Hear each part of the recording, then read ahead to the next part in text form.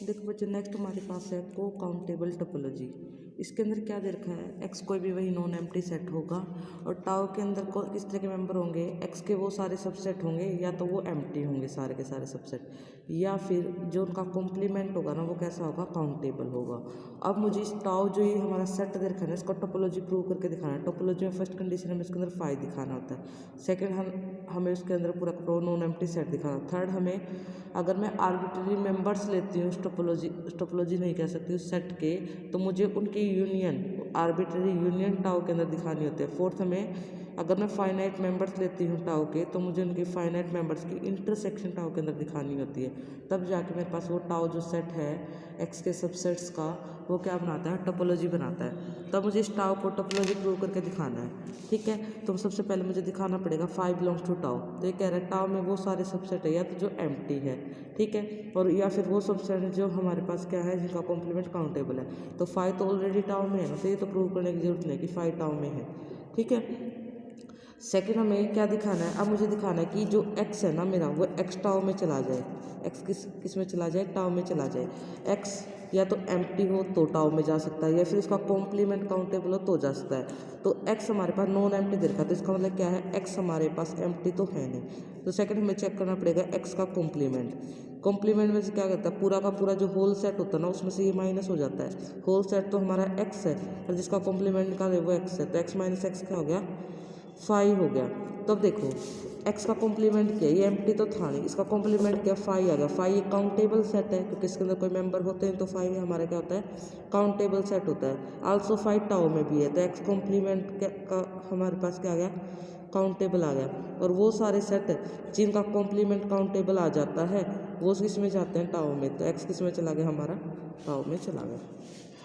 ठीक है, थर्ड हमें क्या लेके चले, हम आर्बिट्ररी मेंबर्स लेके चल पड़े टाउ के, for all I belong to, जिसमें सारे मेंबर किस में बिलोंग करते हैं, हमारे पास टाउ के अंदर बिलोंग करते हैं। और ये जो हमारे पास हमने जो मेंबर्स लिए हैं वो हमारे पास क्या है, आर्बिट्ररी मेंबर्स है। ठीक है, अब रिमेन टू प्रूव हमारे पास क्या रहेगा, जो उनकी यूनियन है वो टाउ में जाए। मैंने इसकी यूनियन को इतना बड़ा बड़ा बार बार लिखने की बजाय मैंने क्या नाम दे दिया, इसको जी का नाम दे दिया। यानी हमें ये प्रूव करके दिखाना है जो जी है ना वो टाउ में जाए। अगर जी मान लो एम्प्टी हो गया, क्या पता है सारे के सारे मेंबर्स क्या हों, हमारे पास एम्प्टी हों। ये कह रहा है अगर मान लो जी किसके इक्वल आ गया, फाइव के इक्वल आ गया, तो यानी कि जी फाइव के इक्वल कब आया होगा, जो सारे मेंबर्स में हमारे पास सारे के सारे जितने भी आर्बिट्ररी मेंबर्स लिए हैं सभी कैसे होंगे, एम्प्टी हो गए। क्योंकि अगर मान लो एक भी इसके अंदर मेंबर ऐसा हो गया जिसके अंदर एक एलिमेंट है, तो यूनियन में वो एक एलिमेंट भी आएगा। एम्प्टी आने का मतलब ये है कि सारे के सारे मेंबर्स कैसे हैं, आपके पास एम्प्टी हैं। अगर सारे के सारे मेंबर्स एम्प्टी हैं या तभी तो हमारे पास जी एम्प्टी हुआ ना। और एम्प्टी हमारे पास किस में बिलोंग करता है, फर्स्ट पार्ट में प्रूव कर गया था, एम्प्टी तो टाउ में होता है, तो यहाँ से जी किस में चला जाएगा, टाउ में चला जाएगा।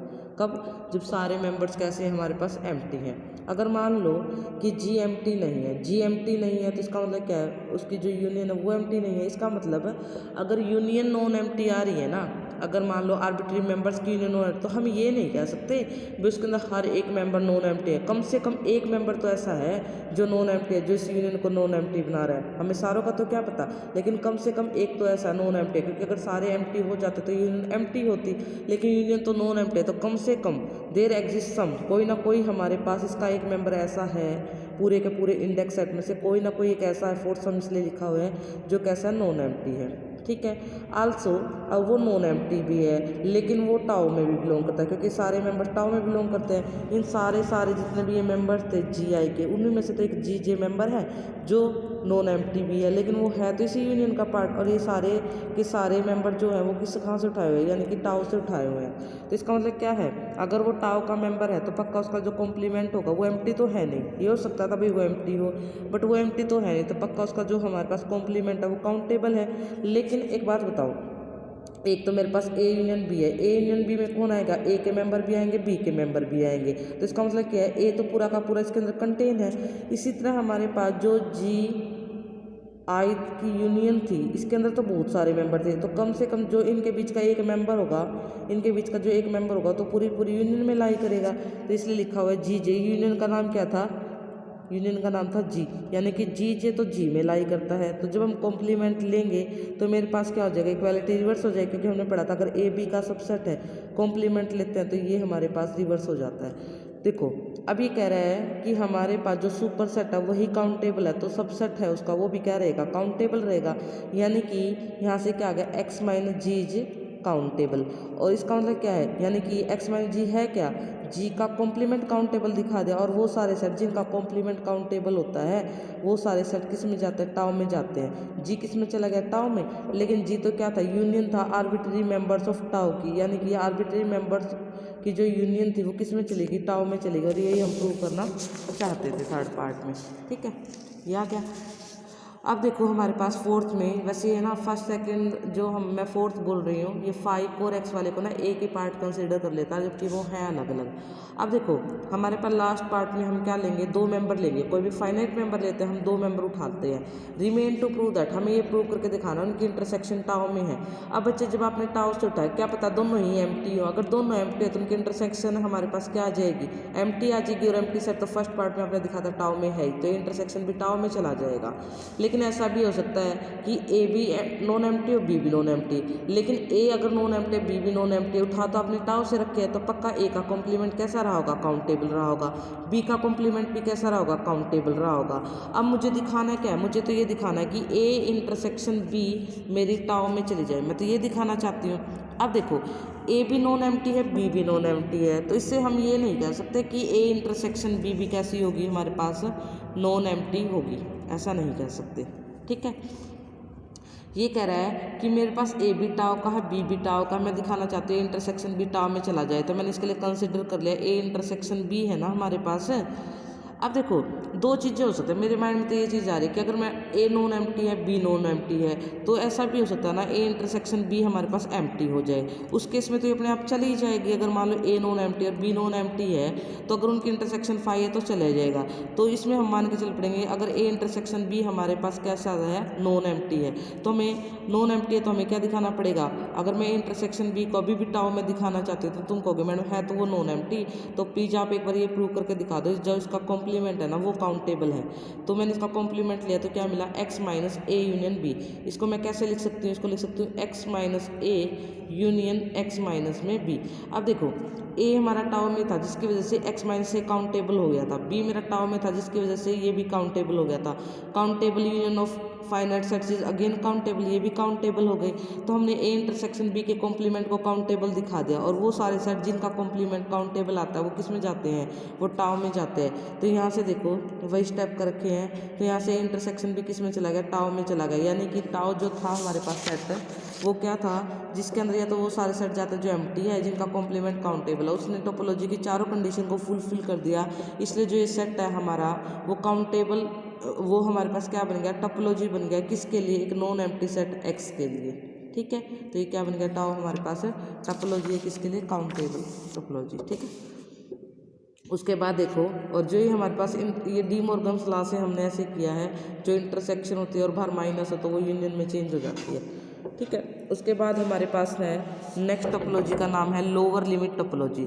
ये कह रहा है लोअर लिमिट टोपोलॉजी में वैसे तो हम एक्स एक नॉन एम्प्टी सेट लेके चलते थे, लेकिन लोअर लिमिट टोपोलॉजी में, अपर लिमिट टोपोलॉजी में, यूजुअल टोपोलॉजी में जो एक्स है वो एक्स किसका कौन हो जाता है, आर हो जाता है। ये कह रहे हैं if R be a set of real number और एस कोई भी सबसेट है जो हमारे पास क्या है, जिसके अंदर आर के सबसेट्स की कलेक्शन है, वहाँ पे तो एक्स और टाउ का रिलेशन होता था भाई, एक्स नॉन एम्प्टी सेट होता था, टाउ हमारे पास क्या होता था, जिसके अंदर एक्स के सबसेट्स हैं। लेकिन यहाँ पे एक्स की जगह पे आर है, टाउ की जगह पे एस है, S be the set of S be the subset of collections of are.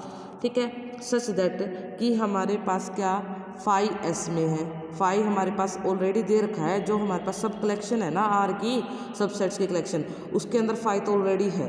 Second हमारे पास क्या कहता है, उस एस के अंदर और क्या, जैसे हमारे पास टाओ, अगर मान लो मैंने कोफाइनाइट टोपोलॉजी ली थी, उसके अंदर क्या थे, उसके अंदर ना एक्स के वो सारे सबसेट्स थे, या तो जो एम्प्टी है या फिर जिनका जो कॉम्प्लीमेंट है वो फाइनाइट है। तो इसी तरह जो एस है ना, एस के अंदर क्या है, एक तो फाइव है, पहली कंडीशन तो डाल दी। सेकंड ये कह रहा है आर के वो सारे सबसेट हैं, आर के वो सारे सबसेट हैं, उन सबसेट में से मैं कोई भी एलिमेंट लूँ उनके लिए क्या एग्जिस्ट कर रहा होगा, हमारे पास एक सेमी ओपन इंटरवल एग्जिस्ट कर रहा होगा, सच दैट कि उस एक्स उस सेमी ओपन इंटरवल में होगा, यानी कि ये कह लो कि अगर मान लो ए मेरे पास आर का सबसेट है, तो ए जो हमारे पास सबसेट है ना, उसके हर एक एलिमेंट के लिए बीच में हमें क्या एग्जिस्ट करना चाहिए, एक हमारे पास एक सेमी ओपन इंटरवल एग्जिस्ट करना चाहिए कि क्या, हर एक आर के हर एक सबसेट के एलिमेंट के लिए, आर के हर एक सबसेट के एलिमेंट के लिए उनके बीच में क्या आना चाहिए, सेमी ओपन इंटरवल आना चाहिए, तो हमारे पास वो सारे मेंबर एस में जाएंगे। तो बच्चे देखो हमारे पास क्या है, आर के वो सारे सबसेट कि मैं उसका कोई भी एलिमेंट उठाऊं, मेरे पास क्या एग्जिस्ट करना चाहिए, एक सेमी ओपन। अब लोअर लिमिट टोपोलॉजी है ना, तो लोअर लिमिट लोअर है, तो हमारे पास जो ये बनेगा लोअर क्या है, लोअर लिमिट टोपोलॉजी है ना, या फिर इसको बोलते हैं राइट हाफ ओपन। क्या बोलते हैं, right half open topology. Right half का मतलब ये होता है कि राइट हैंड साइड में जो हमारे पास इंटरवल है वो कैसा लगेगा, ओपन, और लेफ्ट साइड में क्या होगा, क्लोज होगा, जहाँ पे ए और बी दोनों किसके मेंबर है, रियल है।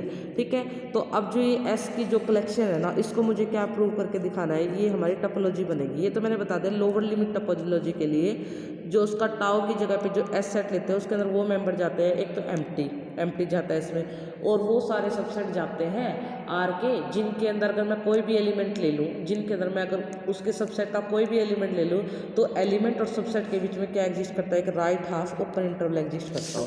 अब मुझे इसको क्या दिखाना है, टोपोलॉजी प्रूव करके दिखाना है। ठीक है, तो देखो ट्रिवली, क्योंकि हमने पहले ही बोला था एस के अंदर क्या है, एस के अंदर फाई तो है, तो फाई को तो दिखाने की ज़रूरत नहीं है।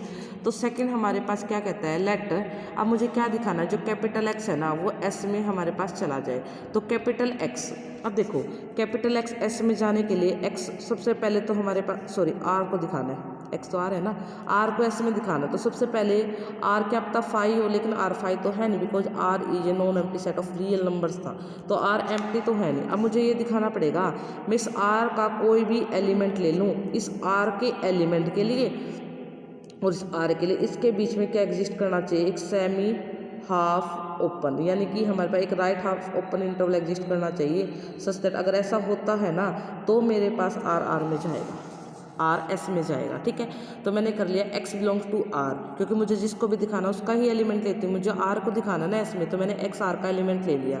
And A B belong to R B such that कि एक्स इसमें बिलोंग करता है। अब देखो मान लो ये मेरे पास एक पूरी रियल लाइन है, मैं इसकी पूरी रियल लाइन में से कोई भी एक एलिमेंट उठा लूँ, कोई भी एक एलिमेंट, ठीक है, उसका कोई भी एक राइट हाफ ओपन इंटरवल उठा लो, तो ये बताओ अगर मैं रियल लाइन पे एलिमेंट उठा रही हूँ और रियल लाइन पे हमारे पास कोई भी ओपन सेमी ओपन ले लो, चाहे पूरा का पूरा ओपन ले लो, चाहे पूरा का पूरा क्लोज ले लो, और वो रियल लाइन पे कोई भी ओपन इंटर है, तो रियल लाइन पे तो हमारे पास क्या होता है, सारे के सारे जितने भी इंटरवल्स होंगे वो इस आर में ही लाई करेंगे ना। तो ये कह रखा है let X belong to R and A B belong to R B such that कि हाँ आर के एलिमेंट के लिए ऑलवेज क्या मिलेगा हमारे पास, एक सेमी कहाँ से याद आ रहा है मुझे बार बार, उसके एलिमेंट के लिए हमें क्या मिलेगा, right half open interval always मिलेगा, जो किस में लाई कर रहा होगा, ऑलवेज आर में लाई कर रहा होगा। इसका मतलब आर किस में बिलोंग कर गया, एस में, क्योंकि रियल लाइन पे आप कोई भी एलिमेंट उठा लो, कोई भी इंटरवल उठा लो, वो ऑलवेज आर में तो लाई करेगा ही करेगा। तो आर तो हमारे पास किस में चला गया, एस में। बात आती है इसकी, अब हमने क्या ले लिया, आर्बिट्रेरी मेंबर्स ले लिए किसके, एस के। अब मुझे इन आर्बिट्रेरी मेंबर्स की यूनियन को किस में दिखाना है बच्चे, यूनियन को एस में दिखाना है। ठीक है, अब ये कह रहा है कि मुझे जिसको भी दिखाना होता है ना एस के अंदर, मैं उसका एलिमेंट लेते हूँ, तो एक्स बिलोंग टू ए, एक क्या है, यूनियन है, इसका मतलब क्या है, एक्स यूनियन में हमारे पास बिलोंग कर रहा है। अब देखो यूनियन में अगर एक्स बिलोंग कर रहा है ना, तो जरूरी नहीं है कि सारे मेंबर्स में ही एक्स होगा, अगर वो किसी एक में भी है ना तो भी पूरी यूनियन में होगा। बात समझ रहे हो, अगर मान लो मैं कह दूँ ए और बी सेट है, ए और बी सेट में अगर मान लो एक ए के अंदर लाई करा है, बी के अंदर लाई नहीं करा, तो ए यूनियन बी के अंदर भी एक लाई करेगा, चाहे वो बी में हो चाहे ना हो। तो ये कह रहा है अगर एक्स यूनियन में लाई कर रहा है तो पक्का इस पूरी की पूरी आर्बिट्रेरी मेंबर्स में कोई ना कोई कोई ना कोई मेंबर तो ऐसा होगा जिसमें एक्स लाई कर रहा होगा। अगर एक्स इस पूरी यूनियन में के किसी एक मेंबर में लाई कर रहा है, लेकिन ये सारे मेंबर तो हमने एस से लिए थे, तो पक्का हमारे पास क्या रहा होगा कि एक्स ए जे का एलिमेंट है, ए जे एस में है। अगर ए जे एस में गया होगा ना तो उसने उस सेट की कंडीशन को फुलफिल किया होगा कि इसके एलिमेंट के लिए क्या एग्जिस्ट किया होगा, एक right half open interval exist किया होगा सच दैट तब जाके वो AJ S में गया है। यहाँ तक आ गई बात समझ में। अब ये तो पूरा एक हमारे पास क्या है, एक सेट है और ए क्या था, पूरा का पूरे यूनियन का। तो मैंने कहा था ना, अगर मान लो A यूनियन B है, A यूनियन B में A भी जाएगा B भी जाएगा, तो AJ वो अपनी पूरी की पूरी यूनियन में तो जाएगा। तो हमने क्या दिखा दिया, अगर कोई एलिमेंट हमारे पास हमने A से लिया था तो हमने A के एलिमेंट के लिए क्या दिखा दिया, बीच में एक राइट हाफ ओपन इंटरवल दिखा दिया। और यही हम दिखाना चाहते थे कि A के एलिमेंट के लिए क्या एग्जिस्ट कर जाए, एक right half open interval exist कर जाए बीच में। तो एग्जिस्ट कर गया, तो यहाँ से A किसमें चला गया हमारे पास, S में।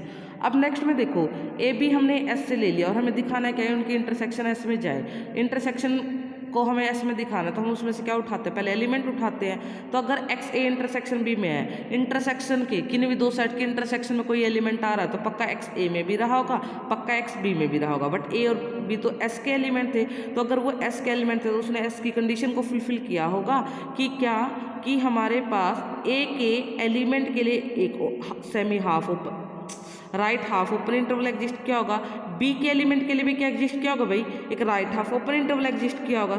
ठीक है, अब मैंने क्या ले लिया, मैंने ए और बी और A2 और B2, ठीक है, ये इधर से हमारे पास राइट साइड से क्या ओपन है। ठीक है, मैंने उनका क्या ले लिया, मिनिमम ले लिया। तो इसका मतलब क्या है, अगर एक्स इसमें लाई करा, देखो अगर मान लो मेरे पास ये है कि ये तो है एक इंटरवल A1 और B1 का, ये एक इंटरवल है हमारे पास A2 और B2 का। अगर मैं इन दोनों का मिनिमम ले लूँ, अगर वो x इसमें भी लाई कर रहा है, इसमें लाई कर रहा है, तो इनका चाहे मैं छोटा पार्ट ले लूँ, उसमें भी क्या करेगा, हमारा मिनिमम लिया। अगर मैक्सिमम लेती तो क्या पता होता ना भी होता, लेकिन मिनिमम ले दी तो पक्का उसके अंदर भी हमारे पास क्या करेगा, लाई करेगा। तो हमें क्या मिल गया, अब x इसमें भी है, x इसमें भी है, तो इन दोनों के इंटरसेक्शन में भी होगा। तो मुझे A इंटरसेक्शन B के एलिमेंट के लिए बीच में क्या मिल गया, एक राइट हाफ ओपन इंटरवल मिल गया। और हम यही प्रूव करना चाहते थे। तो यानी कि ये इंटरसेक्शन B किस में चला गया, S में। तो जो S सेट था उसने टोपोलॉजी की चारों कंडीशन को फुलफिल कर दिया, तो इसलिए S क्या बन गया, topology on R। Next video के अंदर हम पढ़ेंगे अपर लिमिट टोपोलॉजी। देखो लोअर लिमिट टोपोलॉजी में क्या होता है, लोअर, ठीक है, तो लोअर इधर आ जाएगा और इधर रह जाएगा हमारे पास अपर की तरफ रह जाएगा क्लोज, लोअर की तरफ हो जाएगा हमारे पास, लोअर की तरफ क्या हो जाएगा यहाँ पे ओपन, या फिर लोअर को ऐसे याद करो राइट हाफ ओपन, और जो अपर है उसको बोलते हैं लेफ्ट हाफ ओपन। ठीक है, LR और हमारे पास UL। ओके, तो ये थी आपके पास lower limit topology. Next video के अंदर हम पढ़ेंगे इसकी अपर लिमिट टोपोलॉजी में होता क्या है। ठीक है बच्चे।